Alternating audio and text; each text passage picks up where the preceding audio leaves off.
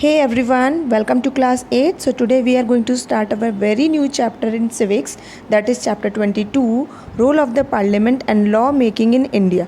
So if we focus on the chapter name, तो what it is predicting that role of the parliament, यानी parliament का role क्या रहता है और जो कंट्री के अंदर लॉ मेकिंग प्रोसेस रहता है, that we are going to study. Let us see the flow chart first, then we will start the chapter. Indian parliament consist 3 parts: President, Lok Sabha and Rajya Sabha. Let us see in a brief.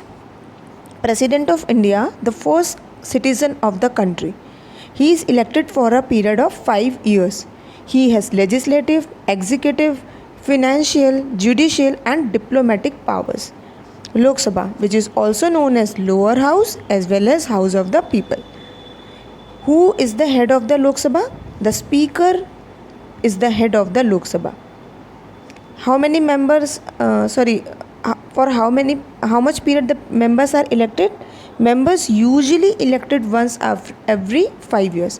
यानी कि mostly 5 years बाद ही election होते हैं अगर Lok Sabha dissolve नहीं हुई. Dissolve का मतलब गवर्नमेंट गिर जाना, वो भी हम पढ़ने वाले कैसे होगा. Maximum strength is 552, but if we see the current strength, it is 545. Rajya Sabha, which is known as upper house as well as the council of states. Who is the head in the Rajya Sabha? Vice President of India. He is the presiding officer of the Rajya Sabha. जैसे लोकसभा में जो speaker थे वो head थे, but Rajya Sabha में vice president रहेंगे आपके speaker या head. Next, members are either nominated और इलेक्टेड. इसमें जो मेंबर्स होते हैं वो या तो नॉमिनेट होते हैं या इलेक्ट होते हैं, इलेक्शन के थ्रू अंदर एंटर होते हैं राज्यसभा में. उसमें हमने क्या पढ़ा कि 5 years बाद ही आपके क्या होते हैं, यूजुअली इलेक्शंस होते हैं. मैक्सिमम स्ट्रेंथ इसमें 250 लिखी हुई है, बट करंट या present it is 245. Now let us begin our chapter. So in a democracy, people of the nation participate in the decision making through their elected representatives. अब country में हमारी कैसी form of government है? Democratic है. यानी लोगों के through आप जो रिप्रेजेंटेटिव चूज़ किए जाते हैं वो पहुंचते हैं कहाँ? पार्लियामेंट में. तो लोगों का डिसीजन रहता है, प्लस लोगों की कंसेंट से ही क्या हो रही है, गवर्नमेंट फॉर्म हो रही है. तो ये इसके 2 इम्पॉर्टेंट फीचर्स हैं. अब डेमोक्रेसी जो है ये 2 तरीके से प्रैक्टिस हो सकती है मेजरली, या तो प्रेसिडेंशियल सिस्टम से या फिर पार्लियामेंट्री सिस्टम से. अब ये दोनों ही सिस्टम क्या है, क्वाइट डिफरेंट है. Late us see the differences. Presidential system of democracy और दूसरा है हमारा parliamentary system of democracy. When ever I am taking any topic, please open your book so that you can understand better. और साथ में एक pencil रखा करो, हैंड टू हैंड अंडरलाइन करते जाया करो उसके मेन पॉइंट्स को. Presidential system of democracy. The executive organ of the government is led by the president. मतलब जो एग्जीक्यूटिव ऑर्गन है वो उसके लीडर कौन है? उसके लीडर हैं प्रेसिडेंट है. लेकिन अगर लेजिस्लेचर में हम देखते हैं तो वहाँ पर उसके लीडर कौन है? प्राइम मिनिस्टर है. नेक्स्ट, प्रेसिडेंट जो है प्रेसिडेंशियल सिस्टम में वो हेड, स्टेट्स के भी हेड रहते हैं और गवर्नमेंट के भी हेड रहते हैं. सुप्रीम लॉ मेकिंग अथॉरिटी भी उनके पास है, but he is not responsible to the legislative body of the government. मैंने आपको 3 organs पढ़ाए थे in my previous videos, previous chapters, legislative, executive और जुडिशरी. तो लेजिस्लेचर क्या होता है? द ग्रुप ऑफ पीपल या the organ which makes laws, जो लॉज बनाने में हेल्प करती है. तो यहाँ पर प्रेसिडेंट जो है उसका लेजिस्लेचर से कोई भी मीन्स प्रेसिडेंट उसके लिए रिस्पॉन्सिबल नहीं रहता है लेजिस्लेचर से. दोनों सेपरेट रहते हैं, दोनों के इलेक्शंस भी डिफरेंट होते हैं. प्रेसिडेंट के इलेक्शंस अलग होते हैं और जो आपका लेजिस्लेचर है उसके इलेक्शंस अलग होते हैं. और यही हम पार्लियामेंट्री में जब देखते हैं तो यहाँ पर लीडर कौन है? यहाँ पे लीडर है आपके प्राइम मिनिस्टर, वेल एज वो जो है लीडर है मेजॉरिटी पार्टी के भी पार्लियामेंट में. अब मेजॉरिटी पार्टी कौन सी है? जो जब आपकी सिटी में इलेक्शंस हुए थे अभी 2019 में, तो यहाँ से एक रिप्रेजेंटेटिव आपने चूज़ किया था, है ना. तो वो जो रिप्रेजेंटेटिव चूज़ होकर वहाँ लोकसभा में पहुँचे तो सब जगहों से, पूरे इंडिया से पहुँचे. तो मेजॉरिटी किसी, भाई सपोज़ 150 कांग्रेस के पहुँचे होंगे, 120 सपा के पहुँचे होंगे, तो मेजॉरिटी वहाँ पर अगर पहुँची है बीजेपी की तो वहाँ पर बीजेपी की क्या बन गई, गवर्नमेंट फॉर्म हो गई।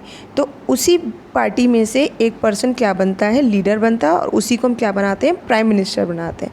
सो यहाँ पर जो प्राइम मिनिस्टर रहता है पार्लियामेंट्री सिस्टम ऑफ गवर्नमेंट में, इसमें क्या होता है कि is accountable to the country, वो कंट्री के लिए क्या है, अकाउंटेबल है। मीन्स जो भी पॉलिसीज़ बनाई जा रही हैं, जो भी एक्ट बनाए जा रहे हैं, वो उसके लिए क्या है, उसका उसमें मेजर रोल रहेगा और उसके लिए रिस्पॉन्सिबल भी है। लेकिन प्रेसिडेंशियल सिस्टम ऑफ डेमोक्रेसी में क्या हो रहा था, वहाँ पर जो प्रेसिडेंट है उसका लेजिस्लेचर के लिए वो क्या है, अकाउंटेबल नहीं है। और यहाँ पर जैसे आपने देखा होगा, नरेंद्र मोदी जब भी कोई एक्ट लाते हैं, कोई पॉलिसीज़ लाते हैं, तो वो किस तरह से डिक्लेरेशन करते हैं, है ना। लेकिन आप यूएसए में अगर आप देखते हो तो इस तरीके की कोई भी एक्टिविटी परफॉर्म नहीं हो रही है। प्लस पार्लियामेंट्री सिस्टम में क्या होता है, यहाँ पे जो मिनिस्टर्स होते हैं उनको कौन सिलेक्ट करता है, उनको सिलेक्ट करते हैं हमारे प्राइम मिनिस्टर, जो किसके लिए रिस्पॉन्सिबल रहते हैं, पार्लियामेंट के लिए। क्या रोल रहता है इनका रोल रहता है टू फ्रेम लॉज। नेक्स्ट अगर इसके एग्जाम्पल्स देखते हैं तो इसके एग्जाम्पल्स हैं आपके जापान, कनाडा, इंडिया, और प्लस ये हमने कहाँ से बोरो किया है पार्लियामेंट्री सिस्टम, ये हमने बोरो किया है ग्रेट ब्रिटेन से। Next reasons for adopting parliamentary system of democracy in India, कि वो क्या रीजंस हैं जिसकी वजह से हमने इंडिया में पार्लियामेंट्री सिस्टम ऑफ डेमोक्रेसी को क्या किया, अडॉप्ट किया है, प्रेसिडेंशियल सिस्टम डेमोक्रेसी को अडॉप्ट नहीं किया। Late us C those factors. The first factor is participation of the people in the decision making processes. It means कि लोगों का हम डिसीजन मेकिंग में क्या करा रहे हैं, पार्टिसिपेशन करा रहे हैं। Why, what is a need? Because before India became independent in 1947, the Indians had forced to obey the laws imposed by the British government, in which they had little or no role in the decision making process. इसका मतलब ये हुआ कि जब India को independence नहीं मिली थी तो उससे पहले जो ब्रिटिश लॉज बनाती थी उसमें इंडियंस को फोर्स किया जाता था कि आप उनके लॉज़ को, यानी ब्रिटिश गवर्नमेंट के लॉज़ को ओबे करो, जिसमें कि इंडियंस का या तो बहुत कम रोल रहता था या बिल्कुल रोल नहीं रहता था किसमें, डिसीजन मेकिंग प्रोसेस में। तो जो लीडर्स थे, हमारे फ्रीडम स्ट्रगलर्स थे, ये चाहते थे कि एक ऐसा सिस्टम आए in which everyone would be treated equally and allowed to participate in the governance of the country without fear. तो किस तरीके का सिस्टम चाह रहे हैं कि जिसमें लोग बिना फेयर के आगे आएँ और एक जैसा सबके साथ ट्रीटमेंट हो, इक्वली ट्रीट किया जाए, प्लस उनको अलाउ भी किया जाए कि वो कंट्री के गवर्नेंस में पार्टिसिपेट भी कर सकें। Plus people would enjoy the right to raise issues that matter to them and make their governments accountable. और प्लस वो अपने राइट्स को भी इंजॉय कर सके और ऐसे इश्यूज़ पर वो ऐसे मैटर्स पर इश्यूज़ रेज कर सकें जिस पर उनको क्या लगता है कि वो मैटर कर रहे हैं वो चीज़ें, और गवर्नमेंट उनके लिए क्या हो, अकाउंटेबल हो। दूसरा फैक्टर ये था the consent of the citizens. अब यहाँ पर हम ये चाहते थे कि जो एबिलिटी होती है ना to elect representatives in a free and fair election, वो हो लोगों के अंदर, plus people's participation in the same.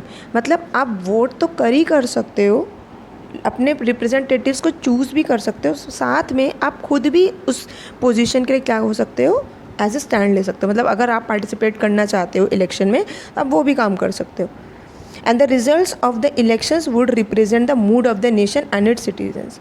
तो जब रिजल्ट्स आते हैं तो उससे पता चलता है ना कि हमारी कंट्री किसको ज़्यादा लाइक करती है, किसको नहीं करती है ना। तो ये हमारे नेशन का क्या डिपिक्ट करता है, मूड डिपिक्ट करता है, हमारे सिटीजन्स का मूड डिपिक्ट करता है।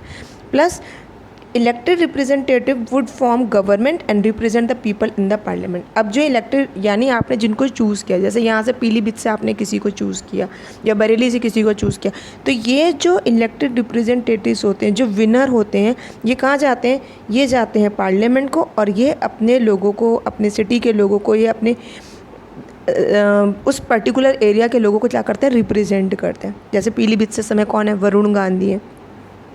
सो a vast country like India needed a system of government that recognized its diversity. Plus, a parliamentary system of democracy based on the principle of universal adult franchise was adopted in India. What is universal adult franchise? Means a system in which all citizens, all adult citizens have the right to vote, जहाँ पर हर citizen को क्या है, right to vote है, irrespective of wealth, education background, sex and any other factor. But एक factor है जो यहाँ पर वो क्या करता है, फोकस करता है, वो है आपकी age. You must attain the age of 18 years, then you are supposed to vote. Otherwise below 18 age you cannot vote. So I hope you have understood कि what are the reasons of adopting parliamentary system of democracy in India. That is participation of the people in the decision making process, कि लोगों का participation हो, because India before independence we don't have any role or a very little role in the decision making process. Next, consent of the citizens, कि लोगों की